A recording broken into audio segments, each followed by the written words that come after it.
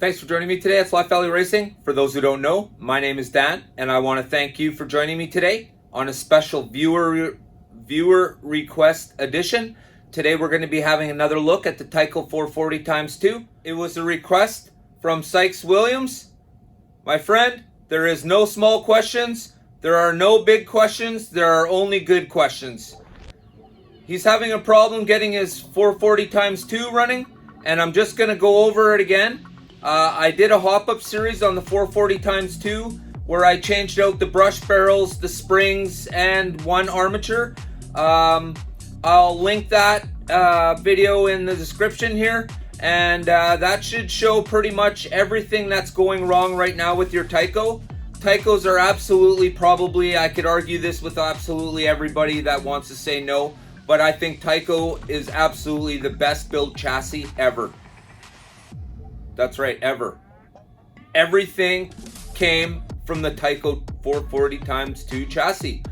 Well, we have a Auto World ripoff called the Super 3, which, as you know by now, I do not review. When you look closely at the 440x2 and the extraction chassis looks like they took the 440x2 and had it re-engineered by 8-year-olds. True story.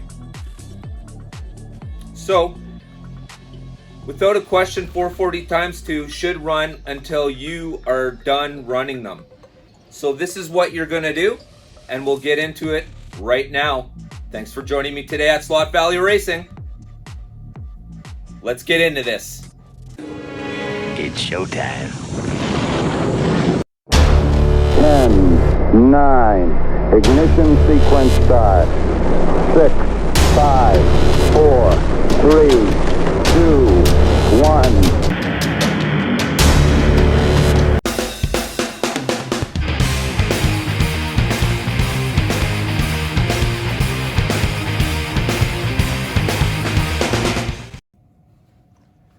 All right, so here we are taking a look at the top and bottom of the basic 440x2 chassis. The red car belongs to the Kellogg's. The red wheels, they have red rims on them, and the black rims belong to the Tyco. And these are both 440x2 cars and crew sets. They're, for the most part, they were exactly the same before I hopped them up. Okay. So that being said, these cars are in fairly good condition right now, a little bit more than fairly. They're actually in really good condition. But we'll start off by looking at the Tyco. Closely we'll look at, so Mr. Williams is having problems. He says he can't get his cars running again. They just won't work. Okay, so if you look right here, there's carbon all over this, but it's not totally covered. So this car is still gonna run. So this is the number one spot that you'll look. This is the easiest part to deal with right here.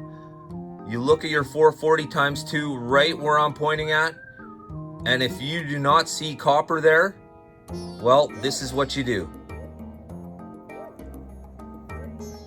Okay, so you can see here, it's shiny. This is the contact where the brushes in the barrel make contact with the armature. Now, if this is all gummed up in black, this is your very first problem. This is where you look first. This is the easiest problem to deal with right here, okay? And now how you deal with that is you just take a little eraser, sort of get yourself an edge on it, and just put it in the hole. Spin your tires a few times, and voila. Okay, the carbon comes off on the eraser, and you're left with nice and shiny contacts. See that? That is absolutely perfect. And now we'll go to the other one that hasn't been adjusted yet. And right off the hop, you can see it's all black. It's all black in there. Now, it's not totally caked. You can still see some brass, or some copper, pardon me. But This one won't run as good as it will as soon as I stick an eraser on it. Watch this.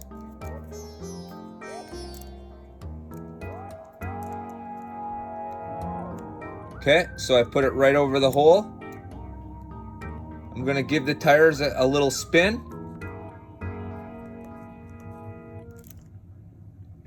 And voila. Okay? So, for anyone who's not sure what's going on here, not everybody knows. Copper, the problem with copper is it's an excellent conductor of electricity. But copper gets a carbon buildup on it really fast. Copper, especially if it's number 1 copper, it'll turn black, or as it may turn green right away. But on these old Tycos will run forever. So you start with that. That's the easiest thing you can do, okay? As you've seen, it was absolutely easy. I needed one eraser. And it's absolutely nothing special. It's just off a clicker pencil. This is not special equipment. This is just equipment. You could have an HB pencil in your house, the pink eraser. Just shave the sides off a little bit so that you can fit it into that slot and give it a little spin. And then what you do, when you think you have it and you're ready to roll, well, that's when you put it on the track and you see if you can get it moving yet. Now, when you put it on the track, don't put it flat. Just pop the back end up a little bit.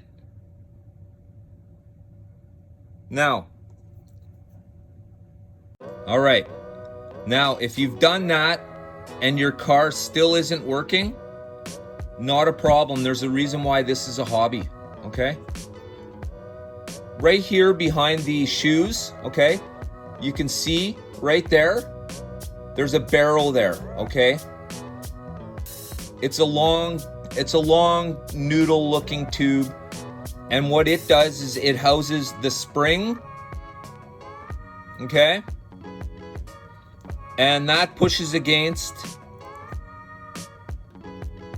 and the spring pushes the brush into the top of the armature, the part we've just cleaned. So the electrical system for the car is as such. It starts with the shoe. These shoes are a little bit dirty. They can be cleaned up. These cars move really fast, so it doesn't take long to dirty up the shoes. Now, if you watch the video that I'll be supplying at the end of this video, you will see me install double spring, not single. These are double. You can see right there.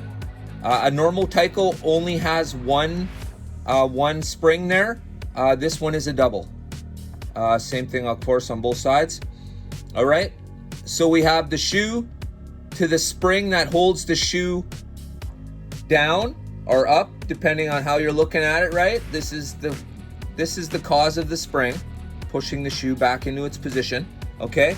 So the spring is wrapped around the barrel, and inside that barrel is a spring and a brush. Now the spring is always in contact with the brush. They are both copper, okay? You've seen what this one looks like here. These are made out of the exact same material, but you can't see them, okay? You can't see what's going on inside of these barrels, but you could guess that if this is dirty here, the barrel is probably gonna look much of the same, all right? So this is where I give my shout out to Viper Scale Racing, Dan Cronin and team. This is where I buy all my hop-up parts, or at least almost all of them. Quality is where I like to go, so I like to shop with Viper. That's my preference. Everybody has their own preference. That's just mine. The customer service is fantastic, and they have absolutely everything I need all the time. So these springs are silver. Inside the barrels are new brushes and silver springs pushing against those brushes. The shoes can stay copper because if they're true 440 x 2 Tyco copper shoes, they are made with good copper. Before we started adding stuff in our modern day world to stretch copper out. it's very rare now to find number 1 copper in anything. They're stretching it all to number 2, and there's almost no cost to number 2. Mind you, number 1's like gold. Okay, so here's a look at the top side. And once again, copper, right? But this is not, I know they look shiny now. It's not really, how that looks is not as important as everything else I mentioned. This is purely just in passing. These shoes wrapped around it. This is the back side of the barrel. It's actually the back side of the shoe, pardon me, and the barrel sits inside of it. So it's the back side of the shoe here, and the barrel's actually in there. And of course, there are springs in the barrel, and it's making contact. All right.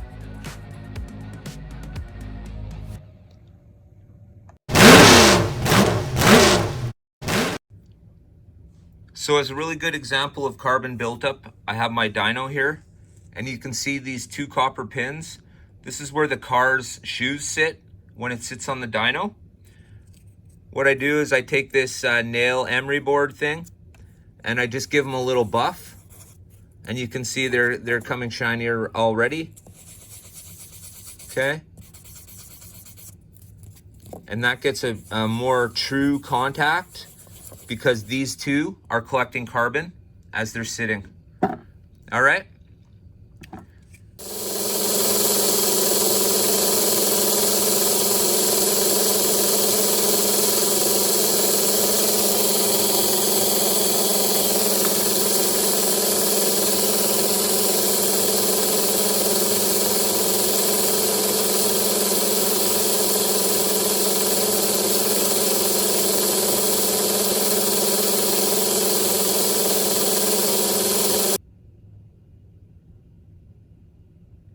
Thanks for joining me today at Sloth Valley Racing. For those who don't know, my name is Dan, and I hope this helps out anybody who's not sure how the electrical system on a 448x2 works and why it's so important to keep all that copper nice and shiny.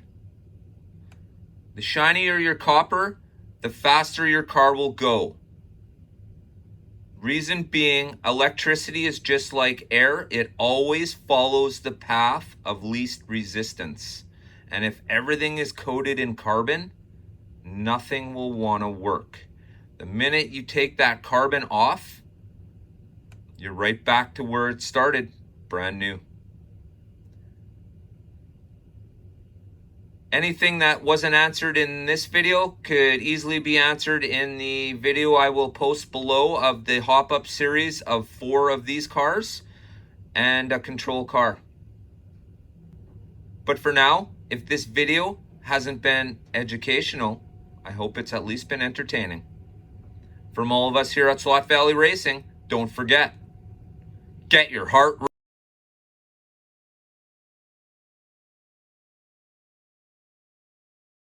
I love gold!